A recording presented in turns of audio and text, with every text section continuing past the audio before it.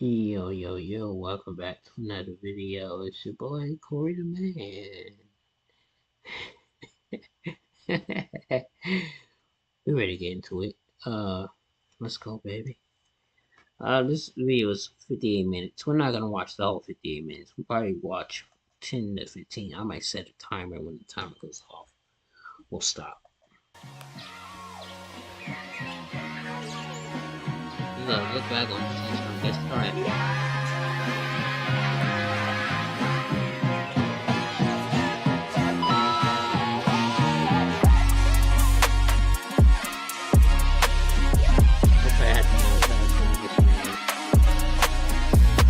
It's all good. I think last night mine had like 3 or 4 sections, like sounds out of it. Disney Channel is known for doing a lot of things in their shows. Overarching love storylines, giving random characters the ability to sing so they can advertise the actors' music careers, and the occasional serious episode with a life lesson. But recently, I've seen a lot of memes making fun of when Disney sitcoms, and really just sitcoms in general I guess, would have guest stars on their episodes. Most of those jokes stem from the fact that there was always a loud applause followed by a long and awkward wait for the star of the episode to actually deliver their line. We've gotten some pretty iconic Disney Channel moments from some of these episodes, and with there being such a large amount of episodes to choose from, I decided to look back on some of them. I don't know, I just thought it would be a fun idea, I guess. So sit back, relax, and grab a bowl of your favorite Kellogg cereal, because in today's video, we will be looking at and analyzing 8 different Disney Channel guest star episodes from Disney's history and seeing if they still hold up today. I've never been one to back down from a challenge. Right now, I see a big challenge off the field. Fans, you're dropping the ball on game day. I'm going to be your coach.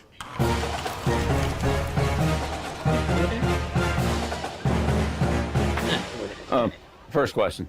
Just go into settings, switch off the Wi-Fi, and configure your VPN. VPN? Did you say VPN? It's funny you should say that because today's video is actually brought to you by Surfshark. Surfshark is a VPN, aka virtual private network, that hides everything that you do online from potential hackers and scammers. It provides you with the safety and So, first things first, I'd like to lay down a few ground rules and talk about my thought process while choosing these episodes. First of all, in this video I am refusing to talk about Disney Channel episodes that simply guest star another actor, like Selena Gomez appearing on Sunny with a Chance or Vanessa Hudgens appearing on Sweet Life. Those episodes I don't count because well, they didn't have to do much to obtain those actors. Most of these shows were filmed right next to each other anyway. I'm also not going to be talking about actors appearing on shows before they were actually famous, like Victoria Justice or Jada Smith appearing on Sweet Life. Shouldn't really have to explain that one.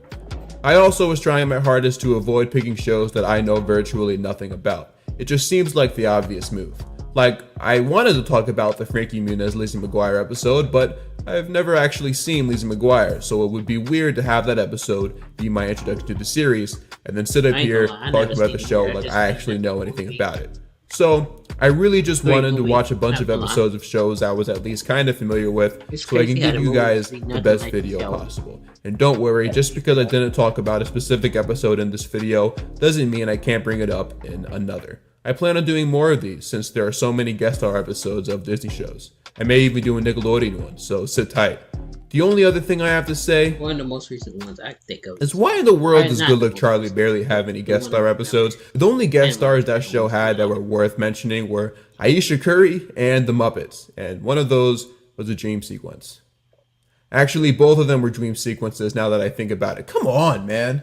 But yeah, without any further ado, let's get into our first guest star episode. And this one is an all-time classic. Next, hang out with Hannah. Miley. Hannah? Miley? Hannah Miley? Oh, I know. Hang out with Hannah and Miley on Hannah Montana, right here on Disney Channel. Hannah Montana. What is there to say about this show that hasn't already been said? Seriously.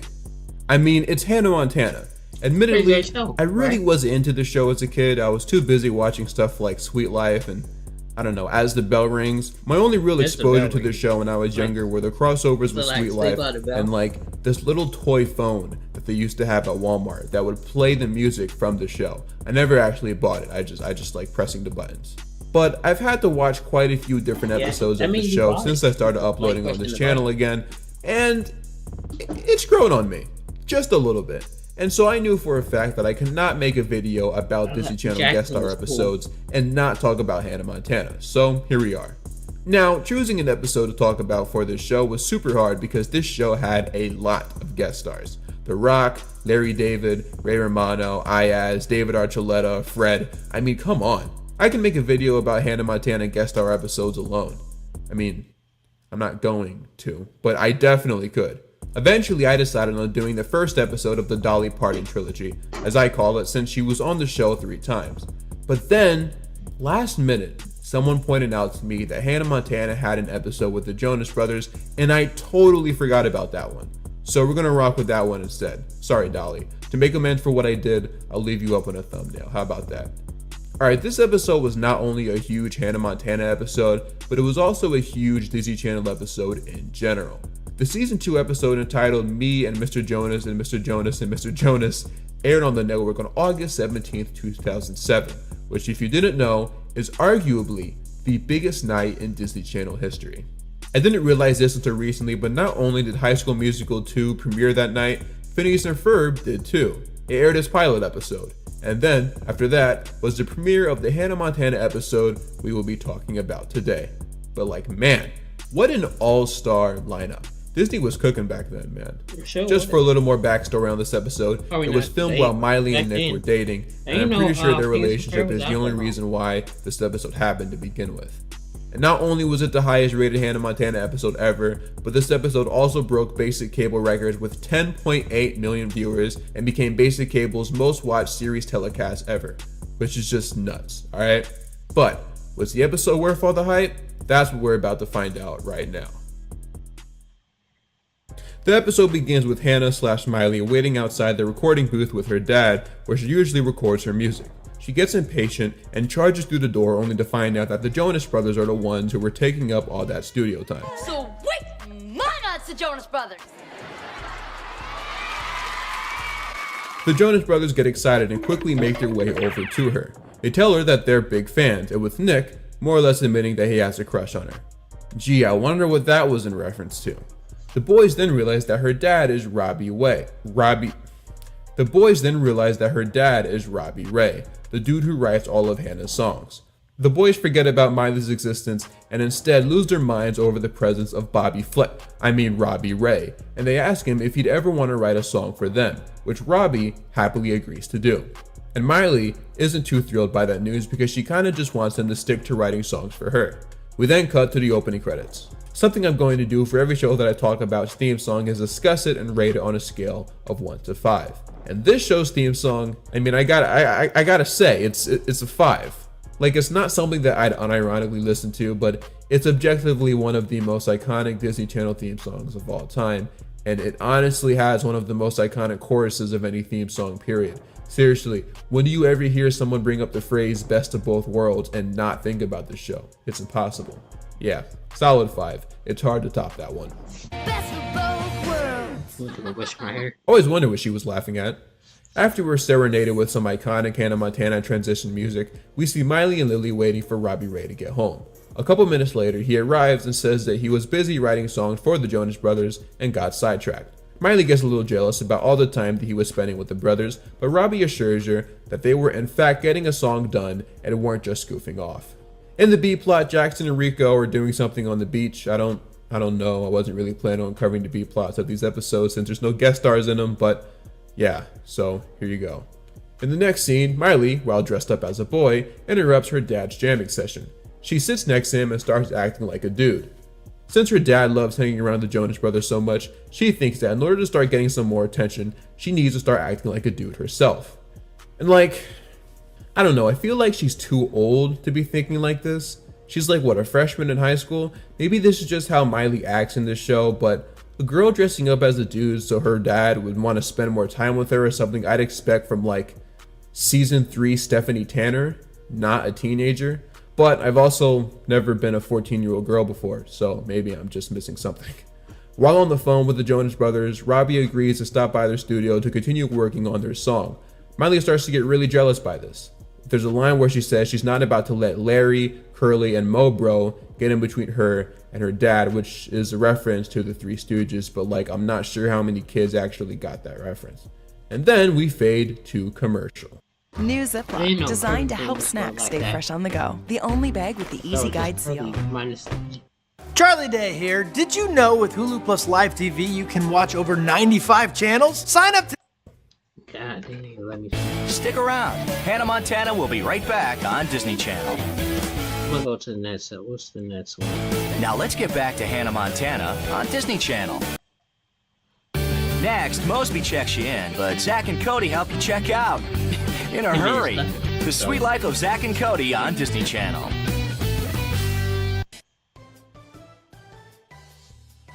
Sweet Life has had a lot of different guest star episodes throughout the course of its run, but I wanted to use this time to talk about the original series since I have a few videos planned about on deck.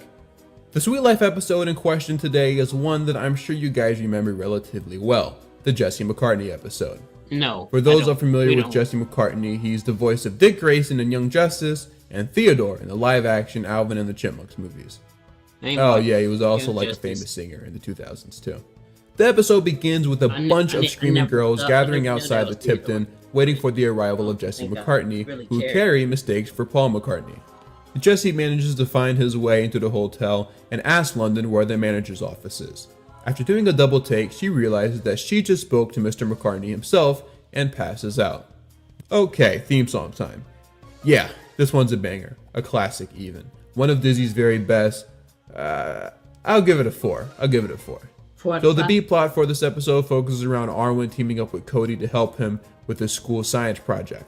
Like I said, I won't really be covering the B plots in this video, but just thought I'd acknowledge it. Shout out Brian Stepanek though, he's the GOAT. Sure is. And butter toast?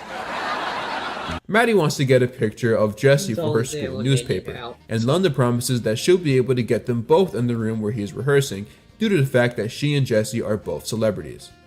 And that made me think about something.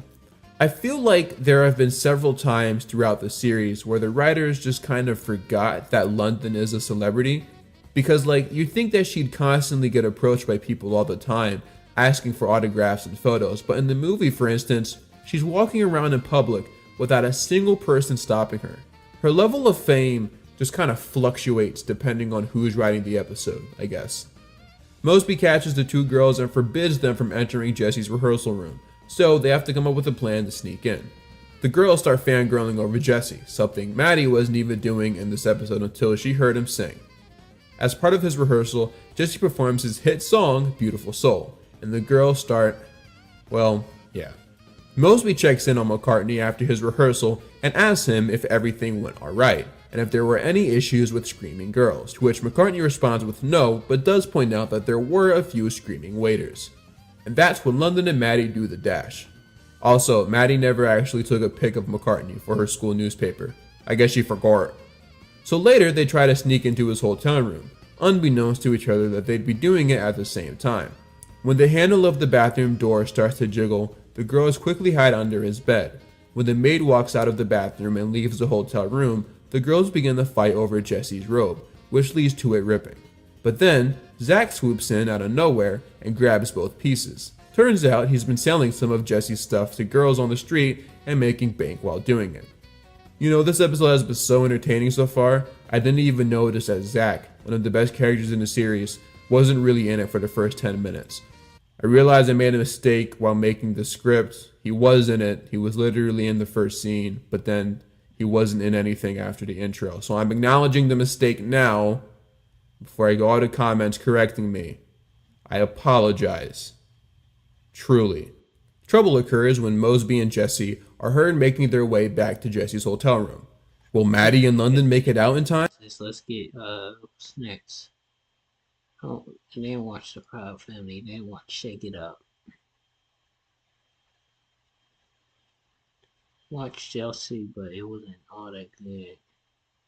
We're gonna skip to Austin Alley. I watched almost every episode of Austin Alley.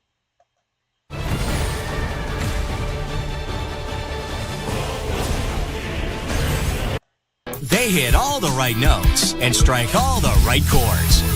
Austin and Ally is coming up next on Disney Channel Sunday night.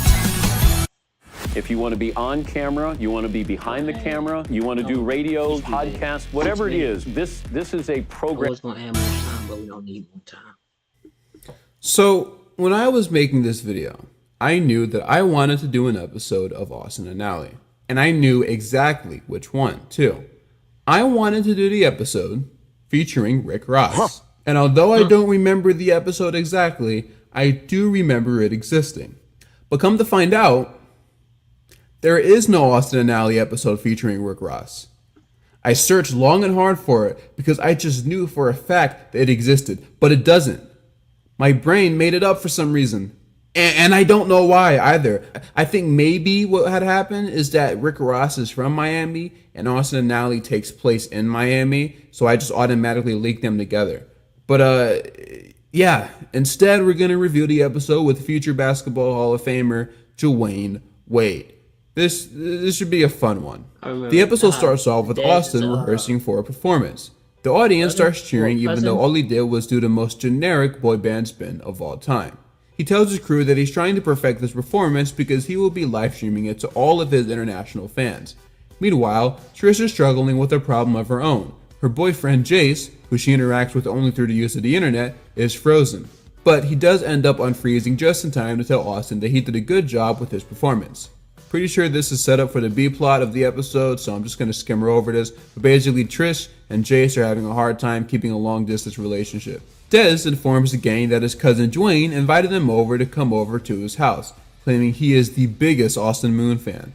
Austin is hesitant at first because he has a lot of work to get done, but does eventually agree. And we cut to the theme song, which I gotta say is a really good one. A solid 4 out of 5 in my opinion.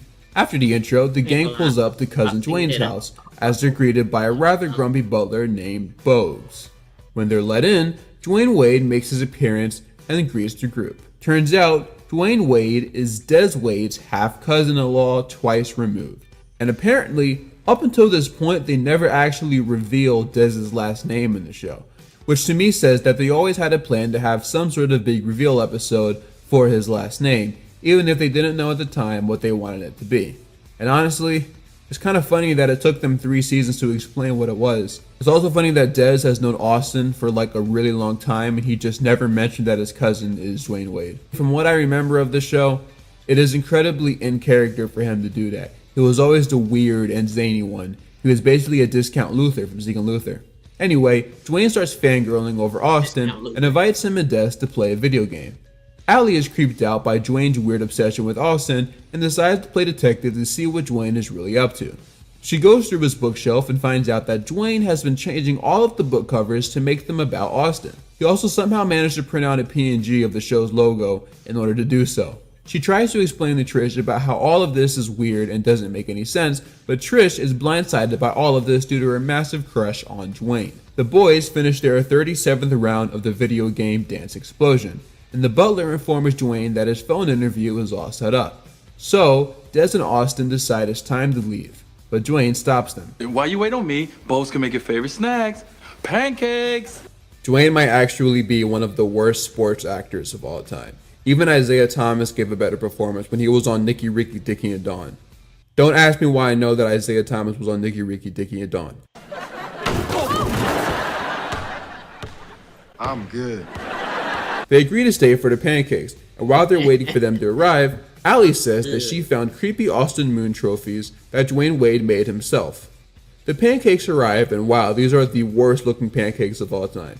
If this is what D Wade was eating during his final years in the NBA, then no wonder why his stats progressively got worse. Ally shows Austin all the creepy stuff that Dwayne did, and he agrees that it's starting to get really weird. But after saying that, he accidentally stumbles upon a secret shrine filled with more Austin Moon stuff, and everyone is pretty horrified. We then cut to commercial. Keep rocking. Austin and Ally will be right back on Disney Channel. The diamond necklace goes to Valentina, and she leaves her beloved Fabuloso to... Drum roll. We're back with Austin and Ally on Disney Channel. No, we all good. We all good. The gang try to make their way out of the house, but get stopped by Bogues the butler. In order to escape, Allie suggests that they play hide and seek and makes Bogues count to 50, allowing them to make their sweet escape. They head back to the music store, which is called Sonic Boom, and Dwayne somehow manages to follow them. Allie leaving the store unsupervised makes me question something that I've never actually thought about when it comes to the show. Who exactly works at Sonic Boom? Who was watching the store when Allie was gone? Are there any other employees at Sonic Boom? We know for a fact that Allie and her dad are the two main employees there, with her dad being the manager. We also know that Trish is not allowed to work at Sonic Boom due to her bad history with jobs, and Austin and Dez never actually officially get hired either. There are two other characters named Dallas and Carrie that served short stints at the store, as did Kira Starr, who was Austin's love interest for a little bit. But throughout the show, it appears that Allie and her dad are the only two employees that consistently worked at Sonic Boom, which again makes me wonder who was watching the store while Allie was gone. You could argue that since it appears to be nighttime when the gang walks in, the store was probably closed. But like, if the store was closed, then the only way they'd be able to get in is if Allie had a key and let everyone in. She would also have to disable some sort of alarm. But Dez freely just pushes the door open, which makes me think that the store was in fact still open, possibly in its final moments before closing, hence the lack of people.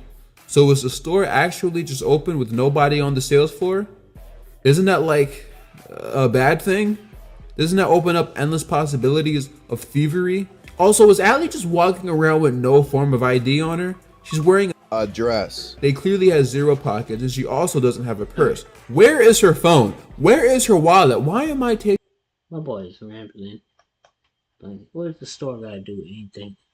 Anyways, I'm gonna see y'all in the next video. Y'all stay tuned. We out of here. Y'all know how we get down.